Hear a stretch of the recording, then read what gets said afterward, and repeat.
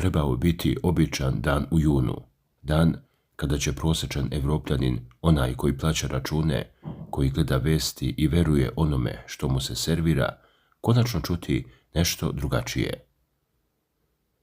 Ruski ministar spoljnih poslova, Sergej Lavrov, napisao je tekst za Politico Europa.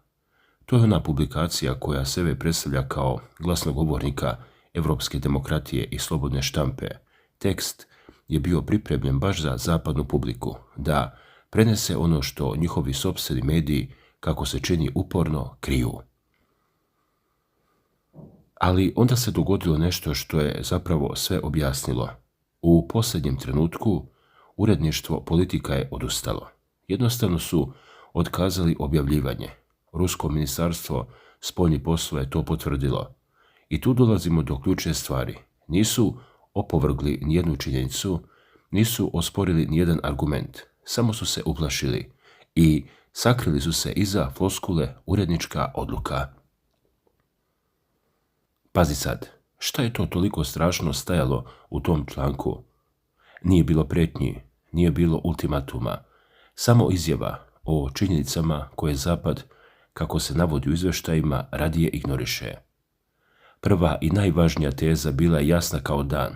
Evropski kurs ka konfrontaciji sa Rusijom stvara ozbiljne rizike za globalnu bezbednost. Lavrov je otvoreno upozorio da bi direktan sukob između NATO-a i Rusije mogao brzo eskalirati u nuklearnu razmjenu sa katastrofalnim posljedicama.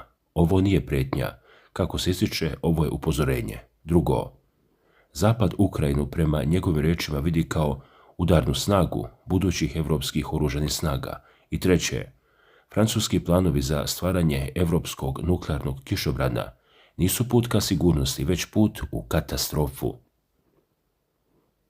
Europa koja stalno optužuje Rusiju za militarizam i sama se tiho naoružava i priprema za veliki rat. I baš te tri jednostavne tačke su uplašile urednički tim Politika. Zašto?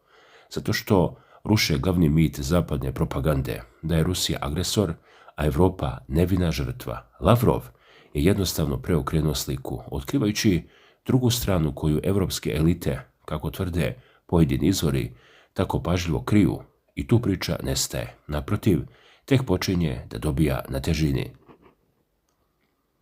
Da razumemo kontekst, Finska je zvanično postala članica NATO-a 4. aprila 2023. godine. Švedska se je pridružila 7. marta 2024. godine.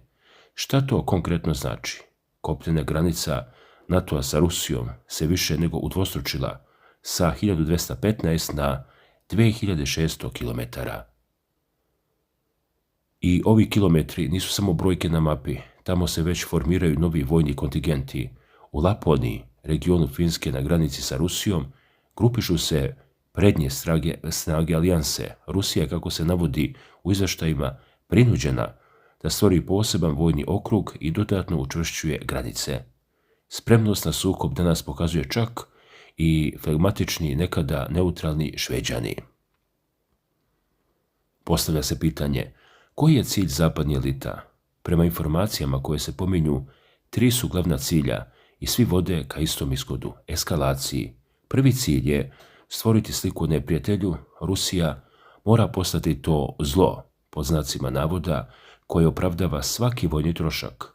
Zato se koristi dobro poznato sredstvo, rusofobija, koju Evropska unija, kako se navodi, proizvodi u industrijskim razmerama. Drugi cilj je konsolidovati Europu. EU puca po šavovima, ekonomski problemi, migrantska kriza, kriminal. Bez spoljne prijetnje, projekat je jedinstvene Europe mogao bi se rasprsnuti.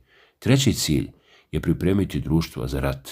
Narod mora da se navikne na pomisao da je sukob sa Rusijom neizbježan. Ali tu postoji jedan ogroman problem.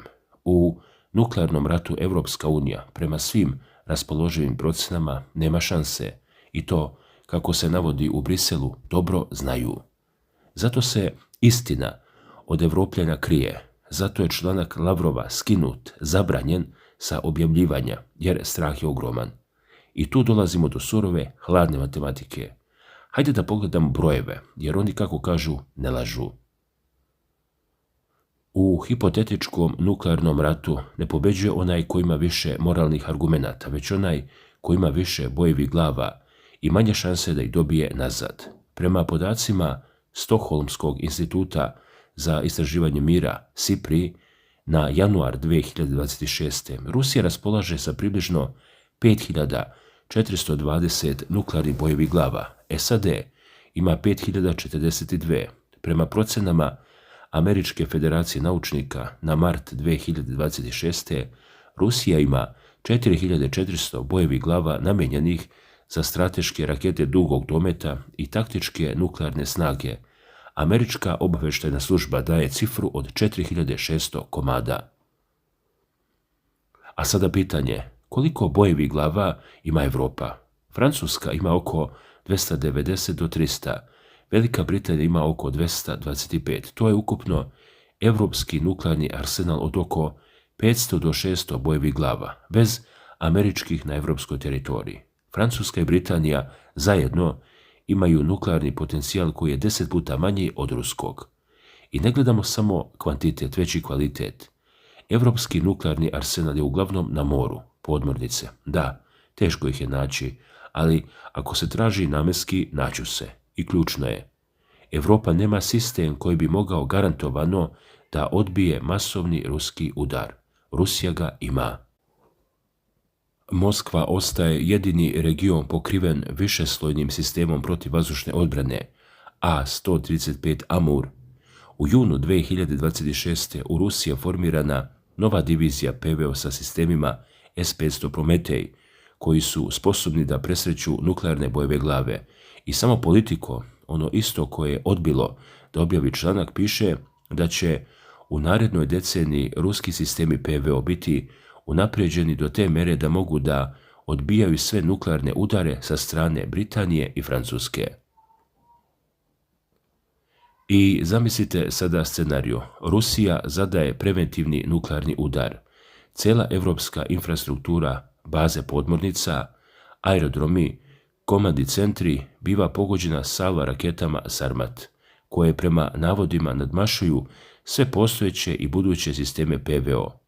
Kakav bi bio evropski odgovor? Čak i ako pretpostavimo da je neki deo francuskih ili britanskih podmornica preživeo, koliko bojevih glava mogu da lansiraju? 10, 20, a ruska PVO, ako ne odbije sve, odbiće veći deo. Ako od 50 lansiranih evropskih bojevih glava 40 bude oboreno, a preostali 10 pogodi ciljeve, gubici će postojati, ali oni neće biti katastrofalni. Evropa čak i ako lansira sve što ima, Rusija će izgubiti manje. Zašto? Rusija ima ogromnu teritoriju, šume, stepe, planine, raspršene objekte. Evropa ima sve koncentrisano. Pariz, London, Berlin, Rim. To nisu samo gradovi, to su politički, ekonomski i kulturni centri. Udar na njih je udar na samo postojanje evropske civilizacije. Svaka bojeva glava koja padne na Evropu ubija ne samo ljude, ubija identitet, istoriju, budućnost. A Rusija, da, gubici će biti, ali Rusija neće nestati. I baš tu nastaje problem. Kako objasniti običnom Francuzu ili Nemcu da ga njegova vlada vuče u rat u kome nema šanse? Odgovor je ne može. Zato se članak morao skinuti. Zato je Politico, kako se navodi u izveštajima, podlegao strahu, jer ako bi evropski običan čovjek saznao istinu, pitao bi zašto. I na to pitanje nema odgovora koji bi opravdao žrtve. Lavrov je, kako tvrde njegovi sagovornici, odradio svoj posao. Rusija je upozorila, sada je reč na zapadu. Ali ova priča ne staje tu, jer dok se vode ove geopolitičke igre, u Evropi se istovremeno dešava nešto drugo, nešto što mijenja celu sliku. Početkom juna 2026. godine u Francuskoj blizu Toulousea nepoznate osobe bacile su molotovljeve koktele na pogon kompanije Delair, jednog od najvećih francuskih proizvođača dronova. I nije to bilo tek tako. Delair je od početka sukoba u Ukrajini značajno povećavao proizvodnju i postao ključni dobavljač opreme Kijevu. Francuska ostaje jedan od najaktivnijih evropskih vojnih partnera Ukrajine. Pariz već snabdeva Kijev raketama Skalp, samohodnim haubicama Cezar, oklopnim vozilima i planovi se ne zaustavljaju. France Info je 2025. godine izvestio o planovima Renault da uspostavi proizvodnju dronova direktno u Ukrajini, samo nekoliko desetina kilometara od linije fronta. I šta se dešava? Neko je zapalio fabriku. Napad je snimljen kamerama, tužilaštvo je pokrenulo istragu. Nešto kasnije, u blizini pogona, uhapšen je muškarac osumnjičen da je snimao prototip drona. Optužen je za špijunažu. Komentarišući ovo za medije, Andrej Popov, inače penzionisani potpukovnik FSB-a, iznio je zanimljivu procenu. Prema njegovim rečima, sama činjenica incidenta ukazuje na postojanje značajnog broja ljudi u Francuskoj koji ne podržavaju vojnu pomoć Ukrajini. Radikali su samo vrh ledenog brega. Ima stotina, možda hiljada onih koji dele njihovo mišljenje. Samo nisu spremni na tako ekstremne korake. I to je signal rastućeg nezadovoljstva, a ovo je, kako kaže, tek početak. I dok francuska vlada širi vojno-tehničku saradnju sa Ukrajinom, deo društva postaje sve kritičniji, ali ovo nije izolovan slučaj. To je simptom mnogo dubljih pukotina. Pukotina koje postaju sve vidljivije kada pogledamo energetsku politiku Evropske unije. EU je sredinom 2026. ušla u novu fazu plana da potpuno prekine zavisnost od ruskih energenata. Uredba je konačno odobrena u januaru 2026. Prema planu, uvoz ruskog gasa treba da bude potpuno obustavljen do kraja 2027. godine. Prvi korak je zabrana uvoza gasa putem gasovoda preko kratkoročnih ugovora. Ali odluka je izazvala ozbiljna neslaganja. Mađarska i Slovačka pokrenule su postupak pred sudom pravde EU, tvrdeći da je odluka doneta pogrešnom procedurom. Švajcarska kompanija Nord Stream 2 AG također podnijela tužbu, tražeći ukidanje uredbe jer joj se praktično oduzima komercijalna vrijednost gasovoda. Kritičari aktuelnog kursa ukazuju na jednu veliku nelogičnost. Evropska unija odbacuje direktnu kupovinu ruskog gasa, nafte i uglja, ali istovremeno iste te energente kupuje preko posrednika po znatno višim cenama. Drugim rečima, roba i dalje stiže na evropsko tržište, samo je skuplja.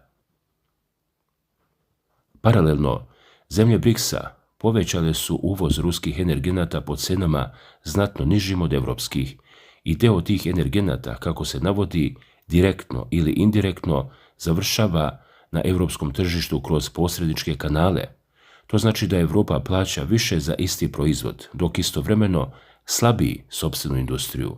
Posljedice su već vidljive: zatvaranje radnih mesta, gašenje proizvodnih pogona, preseljenje proizvodnje van Evropske unije gdje su troškovi niži. Postavlja se pitanje zbog čega se Evropa toliko duboko uključila u sukob u Ukrajini, imajući u vidu da ta zemlja nije članica Unije. Izdvojene su stotine milijardi evra kroz različite oblike pomoći, a Rusija sa druge strane uspjela je da preusmeri izvoz energenata na istok. Prema pojedinim ekonomskim procenama, Rusija tokom ratnih godina na osnovu pariteta kupovine moći poboljšala svoju poziciju i postala četvrta svjetska ekonomija ispred Njemačke i Francuske. To je podatak, ako je tačan, menja mnogo toga. Zato protivnici sadašnje politike upozoravaju: nastavak istog kursa dodatno će oslabiti evropsku konkurentnost. I sad, dragi gledalci, kada sve ovo spojimo, vidimo jednu veliku povezanu sliku. Na jednoj strani imamo vojnu eskalaciju, širenje NATO-a, nuklearnu aritmetiku koja je nemilosrdna, na drugoj energetsku samopovredu, industrijske gubitke i rastuće nezadovoljstvo građana koje počinje da eskalira od reči do dela, kao u slučaju francuske fabrike, a u sredini toga ukrajinski sukob koji se produžava, služeći kao katalizator za sve ove procese. I tu dolazimo do ključnog pitanja. Zašto evropske elite uporno guraju priču o neophodnosti nastavka ovog rata, uprkos sopstvenim gubicima?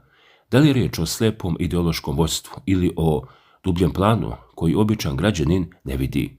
Kako objasniti da se blok koji sebe vidi kao bastion demokratije toliko plaši objavljivanja članaka koji sadrži samo upozorenje? Nije isključeno da se radi o političkoj poruci koja je previše opasna za javnu potrošnju, ali ono što je sigurno, tenzije rastu, dragi ljudi. Francuska fabrika dronova je samo jedna u nizu iskri. Rusija je preusmjerila ekonomiju. Europa se suočava sa krizom, a narodi na obje strane plaćaju cenu.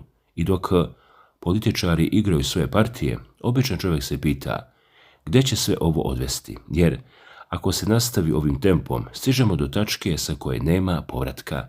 Do trenutka kada diplomatske riječi više neće ništa značiti, kada će, kako je to svojim rečnikom rekao Sergej Lavrov, morati da bupnu, i to ne jednom. To je logika sukoba i nemilosrdna. Ako verujete da ste u pravu i ako verujete da protivnik neće uzvratiti, terate dalje. Ali ako protivnik ima više oružja, više teritorije i više istorijskog iskustva u ovakvim iskušenjima, ko je onda lud? Zato je istina, ona surova, skrivena od očiju javnosti. Zato se članci povlače, fabrike gore, a granice se ljudi šire. A pitanje koje se nameće i koje će se sve glasnije postavljati jeste dokle?